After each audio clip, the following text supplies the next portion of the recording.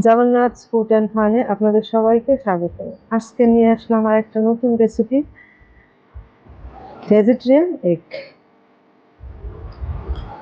তার জন্য লাগবে আমি 200 গ্রামের মতো পনির, আমি হোমমেড পনির নিয়েছি।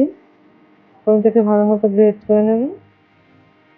তার মধ্যে একটু হিং দেবো, অল্প একটু বিট নুন দেবো, আর একটু হলুদ দেবো, দিয়ে ভালো মতো মেখে নেব।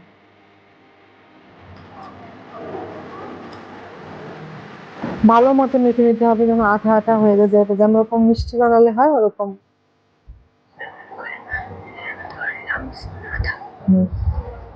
মাখবেন, খেয়াল রাখবেন যেন কোনো লাশ না থাকে। এমনি পনিরের মধ্যে থাকবে না, কিন্তু তবুও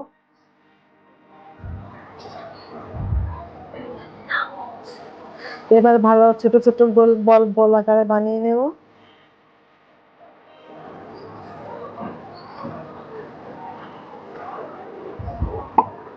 সবগুলো এক একটা করে এভাবে বানিয়ে নেব।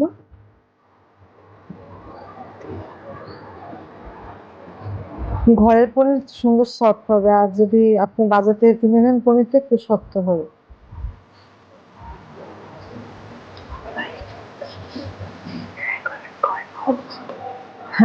ওই জন্য আপনারা ট্রাই করবেন যেন হোমমেড পনিরটা ইউজ করা যায়।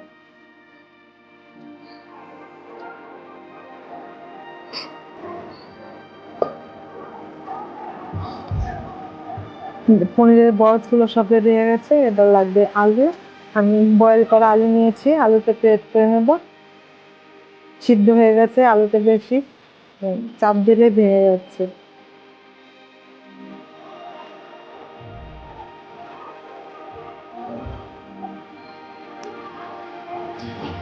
আলুটাকে গ্রেট করে ভালো মতো হাত দিয়ে পিষে নিতে হবে, মানে ছেড়ে নিতে হবে। তারপর আলুর মধ্যে দেবো শুধু কর্নফ্লাওয়ার। শুধু কর্নফ্লাওয়ার দিয়ে ডোটা বানাতে হবে, ভালো মতো মেখে নিতে হবে। অন্য কিছু ইউজ করবেন না আপনারা, ময়দা ফয়দা, শুধু কর্নফ্লাওয়ারই ইউজ করবেন।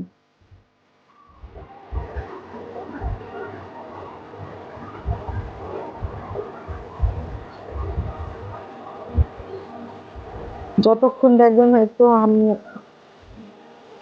আঠা আঠা ভাব না আসছে, ততক্ষণ পর্যন্ত কর্নফ্লাওয়ার দিয়ে মাখতে থাকবেন।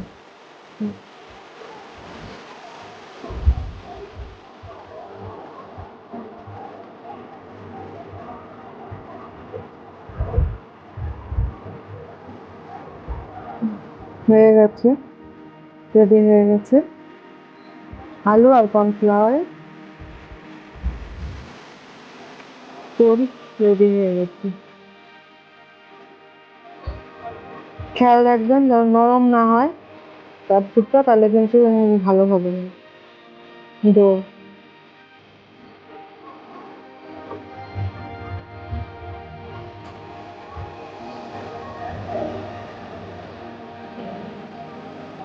এবার এক এক করে বানিয়ে নেব।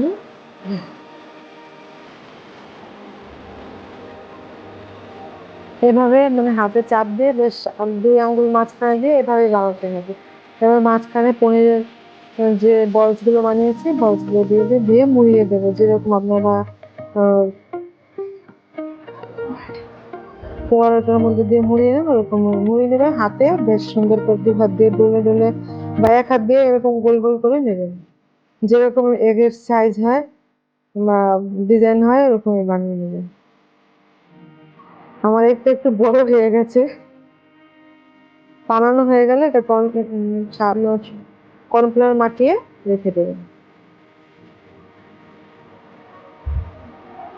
অল্প করে মাখাবেন, বেশি মাখাবেন না। আর একটা বানিয়ে দেখাবো, এভাবে বানাবে, এভাবে হাতটা ঘুরিয়ে নিতে হবে, হাতটা মাঝখানে দিয়ে ঘুরিয়ে নিতে হবে, কিন্তু বাটির মতো হয়ে যাবে। এর মধ্যে পনিরের বরসটা দিয়ে দেবো।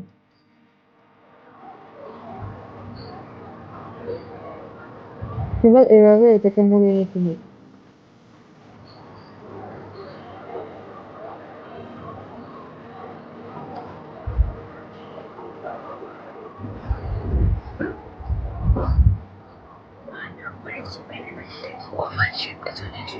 হ্যাঁ, 2 হাত দিয়ে ভালো মতো চেপে নেবেন, যাতে পেটের যে শেপটা চলে আসে। হয়ে গেলে আপনারা অবশ্যই কর্নফ্লাওয়ার একটু মেখে নেবেন।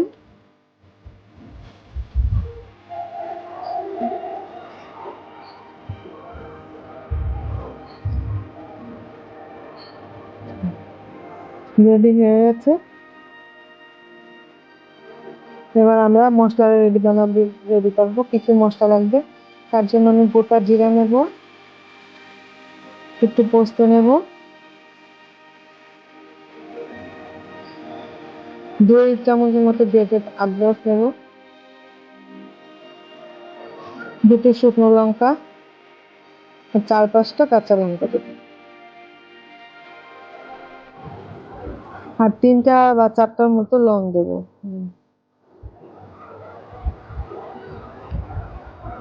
এবার একটু জল দিয়ে মশলাটাকে ভালো মতো পিষে নেবো। একটু কাশ্মীরি লঙ্কার গুঁড়ো দিয়ে দিলাম, একবারে পেস্ট হয়ে যাবে।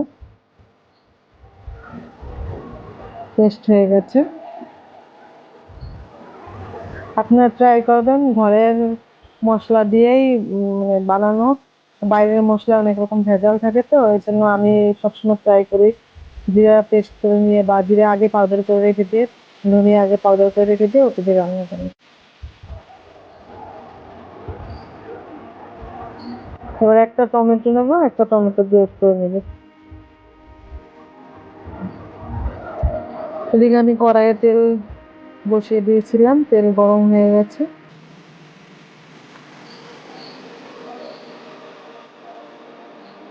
তেলটা যেন ভালো মতো গরম হয় খেয়াল রাখবেন। তেল গরম হয়ে গেলে মিডিয়াম আঁচে ভাজবেন, হাই হিটে ভাজবেন না, তাহলে পুড়ে যাবে আর ভাজাটা সুন্দর হবে না। তেল গরম হয়ে গেছে, তেল বেশ একদম মানে হাই হয়ে গেছে। আমি একটু দিয়ে ট্রাই করে দেখলাম, হয়ে গেছে। এবার ওগুলো আমি দিয়ে দেবো, এগুলো দিয়ে দেবো একটা একটা করে।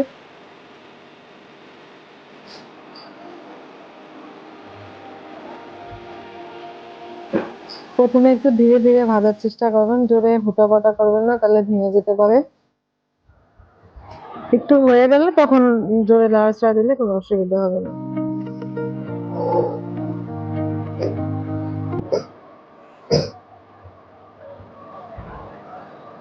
গোল্ডেন ব্রাউন করে ভালো মতো ভেজে নিতে হবে।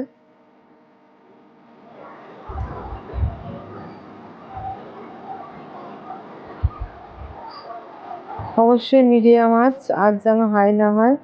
হাই হিট হলে একদম পুড়ে যাবে, কিন্তু ভিতরটা হবে না, ভাজা হবে না ভালো।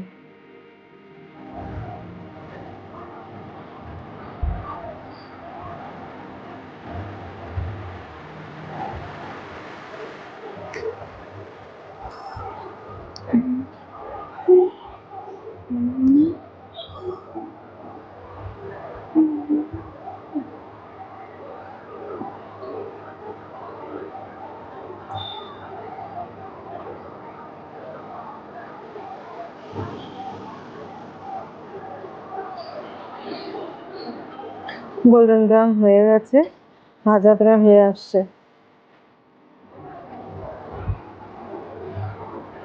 এবার তুলে নেব, এভাবে সবগুলো ভেজে নেব।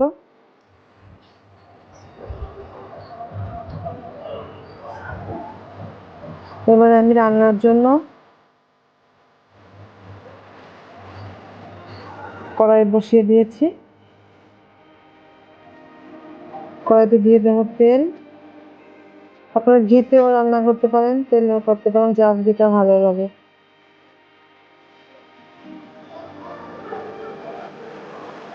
আমি কিন্তু লো হিটে সবসময় তেল গরম করি, হাই হিটে করি না, তাহলে মশলার যে সেন্টটা ওটা ভালো মতো ফুটে আসে না, বা মশলাগুলো পুড়ে যায়। তেলের মধ্যে আমি এখন 4টা 5টা মোটা এলাচ দিয়ে দেবো, একটু জিরা দিয়ে দেবো, আর দিয়ে দেবো শুকনো লঙ্কা।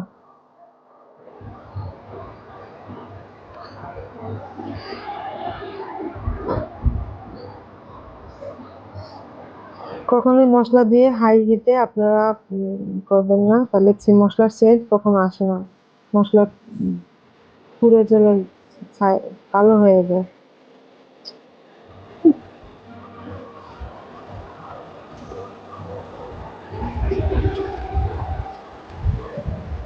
হয়ে গেছে, জিরাগুলো লাল লাল হয়ে গেছে, এলাচগুলো একটু লাল লাল হয়ে গেছে বাদামি কালারে।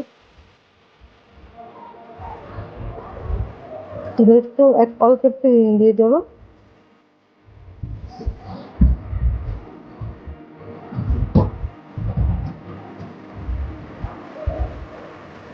এবার টমেটো যে পেস্ট করে রেখেছিলাম ওই টমেটো পেস্টটা দিয়ে দেবো।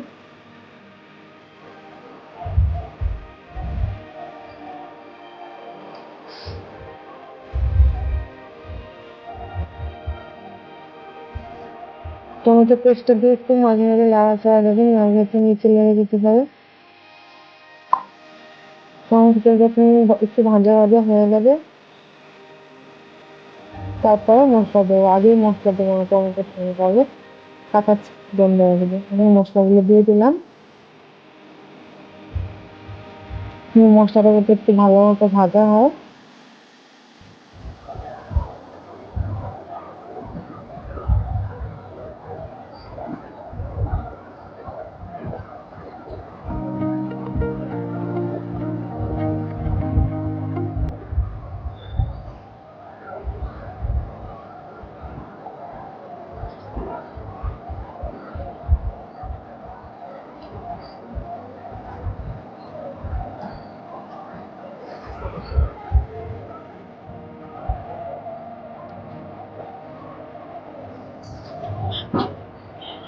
মাঝে মাঝে নাড়াচাড়া দিতে হবে, নাড়াচাড়া না দিলে নিচে লেগে যায়, পুড়ে যেতে পারে।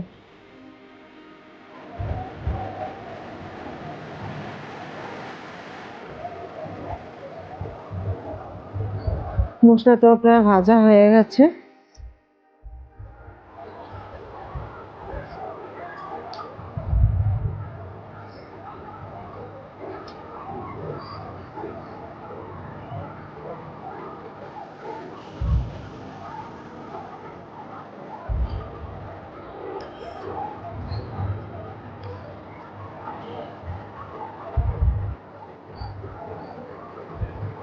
অল্প একটু জল দিয়ে দেবো।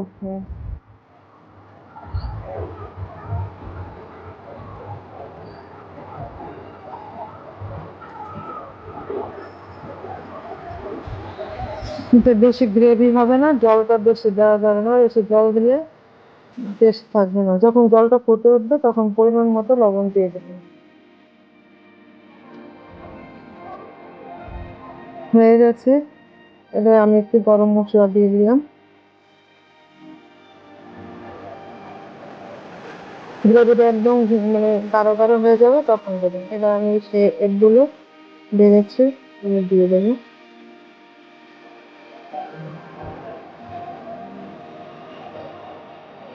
দেওয়ার পরে একটু অল্প একটু ফুটে উঠবে 2 মিনিট মতো, তারপর নামিয়ে দেবেন।